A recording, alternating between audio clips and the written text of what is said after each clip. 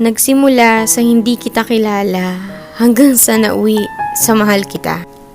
Parang kailan lang pa-scroll-scroll ka pa sa social media, lalo na pag boring ka. Yung tipong tamang like at shared post lang pinagkakalibangan mo.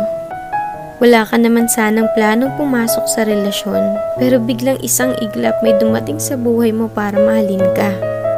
At sa hindi inaasahan, nahuhulog ka na rin sa kanya. Hanggang isang araw, yung akala mo magiging mag-isa, pero hindi pala, kasi may taong tatanggap sa'yo ng buo. Ang sarap nga naman magmahal pag mas mahal ka.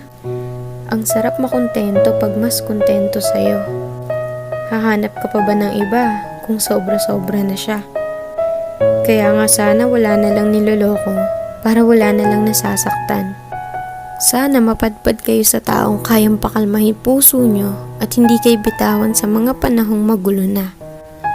Kasi sa totoo lang, iba yung saya pag nasa tamang tao ka na. Yung tipong kahit hindi mo siya palaging kasama o nakikita, alam mo hindi niya magagawang ipagpalit ka sa iba. Kasi una pa lang, ikaw lang talaga nag-iisa sa buhay niya.